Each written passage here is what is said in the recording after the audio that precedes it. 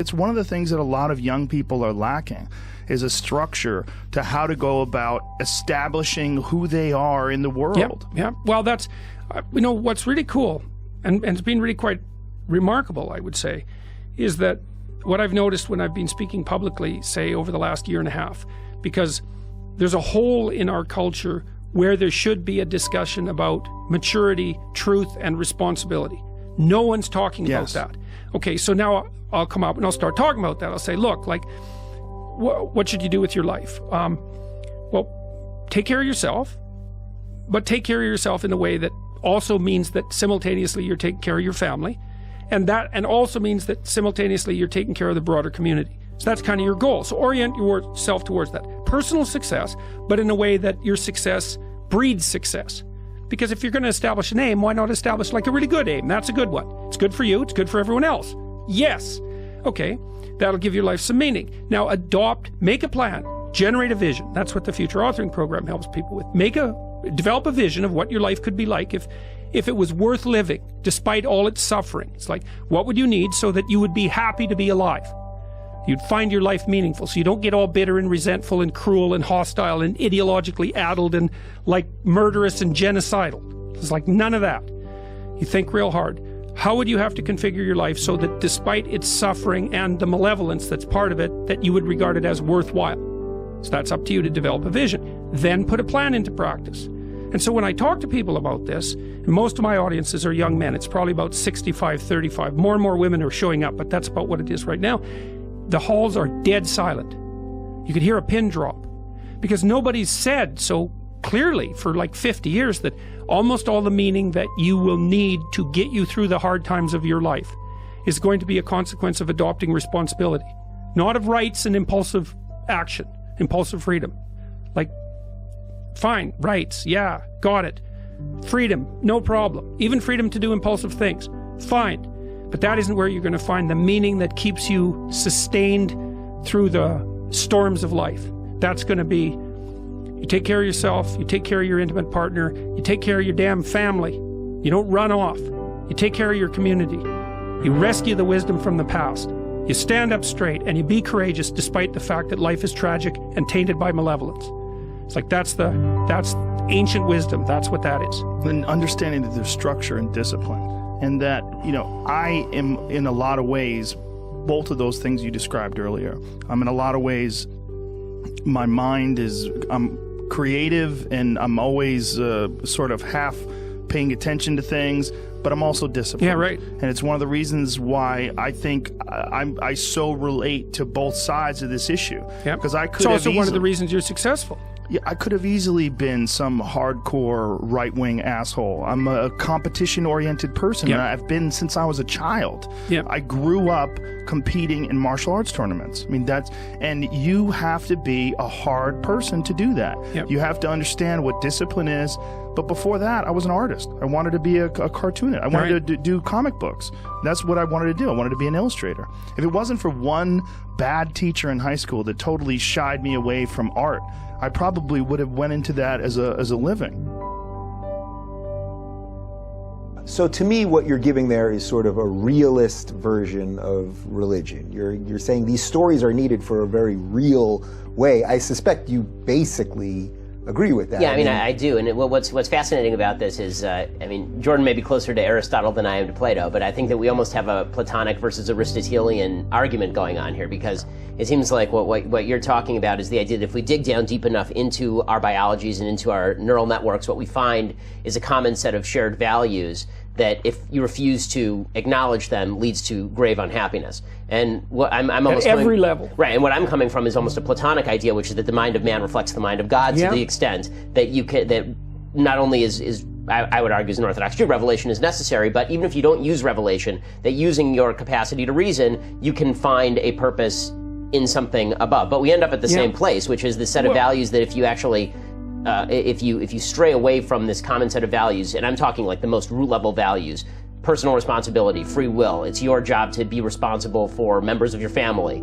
It's your job to make good decisions and responsible decisions and not to blame the society around you for failures that you are yourself responsible for. You can't surpass your own innate capacity in in terms of, you can't expect society to make up for your lack of innate capacity in certain areas. You just have to make the most of what you have in front of you. You and I agree on the values, but I think that the source of the values, there's going to be a slight disagreement. Well, I think it's a profound place for disagreement, because, and I don't understand how to mediate it exactly, because I'm not willing to dispense with the metaphysical. You know, when I did my biblical lectures last year, I called them a psychological approach to the biblical stories, right? Because I wanted to push a secular interpretation, a scientific interpretation. Which, by the way, I think is just, not to interrupt, but I think that that's supremely useful to people, specifically because, I mean, despite the fact that I come from a religious background, I'm trying to make arguments that are not religious in orientation. I never cite to the Bible when I talk about values, for example. I never cite to Revelation. It's valuable to me because I think that that's a good source of the values, and I think that it's a relevant source of the values, but it is not the only way to achieve those values. I've never suggested, for example, that atheists can't be moral, or that you can't be an agnostic and not believe in Judeo-Christian systems of revelation and come to the same exact set of values that we're talking about now. Well, and it's also a simpler argument to make because you constrain the number of necessary variables. Right, exactly. Right? So, but having said that, I'm not willing to dispense with the metaphysical, and I think it's, and I'm like stretching the edges of my cognitive ability when I'm talking about this sort of thing, because I'm in realms that I don't understand. It's that I'm just getting vague pictures of. But I think it's as if there's a revelation from evolution that matches the revelation from above. The two things come together, and I don't understand how that can be possible. I think it has something to do with the fundamental nature of consciousness, which is something we seriously do not understand. And so I can see, you can make a straight biological case for the evolution of archetypes, but I don't think that the biological explanation exhausts the archetype. There's more to it. And what I've learned too in delving into these religious stories, but also into religious experience, is that it's bottomless. Like, there is a point where as you dig into the archetypal, everything turns into one thing. Biological, spiritual, transcendent, it's all one thing from the top to the bottom. And I think people get intimations of that when they have profound experiences that are generated by music, for example, or by love, or by sex, or there's a variety of ways that they can be. Anytime you have an experience of meaning in your life. And I can also see that, and I believe this to be the case, is that you're neurologically adapted to a universe where meaning is the highest instinct. And I mean that technically, is that when you're sitting in a situation where what's happening around you is meaningful, what your nervous system is signaling to you is that you occupy the optimal position in the dynamic territory that you currently inhabit. And that sense of meaning it's not just cortical, it's way deeper than merely cortical. And so that's a very exciting discovery, I would say. Well, and I think that because, again, a place where we agree is that meaning is uncovered. It's discovered. It's not something that you're making up yourself, and that's why I think it's revealed. Exactly, and because we're going like happiness. Exactly, and I think that one of the reasons that the message that we're putting out there is making people happier, actually, even though we're both pessimists by nature, I would think, is that what we're basically saying is that in this land of chaos where you could be wandering around with no meaning, there is a meaning, and if you search for it, you'll find it, but you have to be open to the concept that there is a meaning to be discovered. And if you shut yourself out from that by just saying, there's no meaning to be discovered, meaning is to be made up by you, and you can just do what you want. Or it's epiphenomenal. Right, exactly. You know, it's just something that you experience, but it's not really real. That kind of stuff is I think, disquieting to people. And so there's something that quiets the soul that says you have purpose, and if you don't have purpose, then maybe it's because you're searching in the wrong places for that purpose. Yes, that's a possibility. The thing that the Ram Dass people teach me, which is invaluable and to me, and it really inspires you, is like they talk about Ram Dass's guru Neem Karoli Baba, and how when he was teaching, he never said, "Here's what this is going to do for you." Right. He was never like, this is how it's going to help you. He was always saying, here's how this is going to help the people in your life.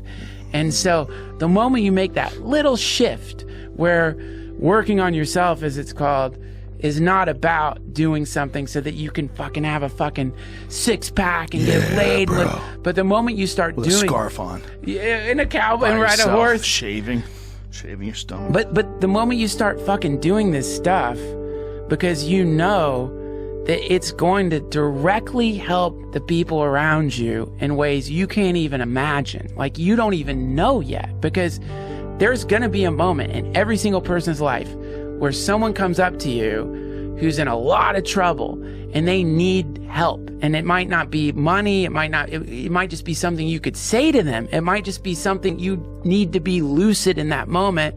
And because you've been like, you know, not paying attention, and you're blurry and you're angry and you're fucking shut down, that you're not even going to see that person. Right. That person is going to just be another face in the crowd that you don't even see. But that's the whole point, is like, this practice, your practice, it ends up helping so many fucking people. And if you want to get excited about something, at least for me, what makes it's really kind of difficult for me to get super excited over, like, I don't know, some kind of like thing that's like going to give me an extra thing. It's way less exciting than to think that, like, shit, man, if I can be more calm and more connected, then the next time I'm around somebody I love and get angry, I'm not going to hurt them, because I'm learning how to not react to my own bullshit. Right. You know? Right. You're getting better at life. Yeah. Yeah, and it's through trial and error. I mean, that is a trial, error, honesty.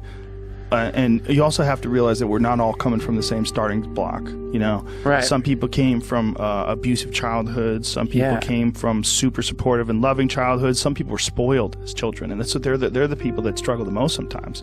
You're seeing kids that grow up in, like, really rich families where the parents weren't hands-on. They're so disconnected. Right. They feel really weird and entitled, and they have a very distorted version of the future. Yeah. And those people, it's very hard to adjust from a place of bounty to a place of struggle and success and you know, self-realization. It's almost more difficult for some of those people. That's compassion. Look, me growing up as a person who didn't have money, you know, and thinking as when I was a child, my family was on welfare. Thinking, I still can remember, at least I have an idea of a memory of us drinking powdered milk. I remember that. I remember being really embarrassed if people would come over our house. We had powdered milk. We were poor, you know, and that memory of being a young man, of being a struggling young comedian, doing a bunch of odd jobs, trying to make it, like this real hunger and worry. I remember one of the most embarrassing moments of my young life. I had this thing fall out. It was like some management company was interested in me, and they were like a music management company, and they were thinking about branching off into comedians. This guy was talking to me about it, and it was falling apart, and I was driving with my girlfriend, and I was 21, and the whole thing was so frustrating to me that I started crying. Wow. Tears rolling, and I remember she looked over at me, she's like, "Are you crying?"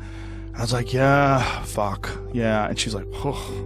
Like, she was like mocking the fact that I was crying. Oh my God. She couldn't help herself. You know, she was same age. We were both like 21. Right. We were both kids. You know, and she just thought it was a bitch move. Yeah. Just to be crying about being frustrated about your career. And I remember being so embarrassed. Like, why did I let that out to her? Like, why did I let that out in public? Yeah. This frustration of not knowing where the future lies. But that frustration and that hunger of, like, wanting to figure out a way to get out of this cycle of working shitty jobs and figure out how to do something that I actually love doing, like be a comic. Like that burning hunger because you don't have shit. That's where it all comes from. When you don't know where the fuck you're going to pay your rent. Right. You do not have an escape route. There's no net. You got to figure this fucking thing out, man. Yeah. And you're not figuring it out right now. Right now it's falling apart, and nobody thinks you're any good. You can't get booked. You're like, fuck. You're trying to figure out what's the next job you're going to get so you can feed yourself while you try to figure out this weird thing that nobody could really tell you how to do. Yeah. You know, but that going through that struggle, that is everything. But people need to hear that you went through it too. They need to hear that during the dark days where it doesn't seem like it's ever going to work out. Are you alive? Can you see? Can you talk? Can you think? Yeah. Get better. Get better. Get better at whatever you're doing. Yeah. Just get better. So you suck at it now. Everybody sucks at everything when they first start. That's the whole thing about getting good at something. But if you love it and you're really honest, don't lie to yourself. Don't lie to yourself. Look at it for what it is. Look at it for what it is and work on it. Whatever the fuck it is. Whether it's writing books or making music or composing computer code. Whatever the fuck you want to do. If you suck at it, get better. Right. But look at it for what it is. Look at it for really what it is. And that's one of our biggest problems. One of our biggest problems is that people have a really hard time looking at things for what they are if they're not flattering. That's right.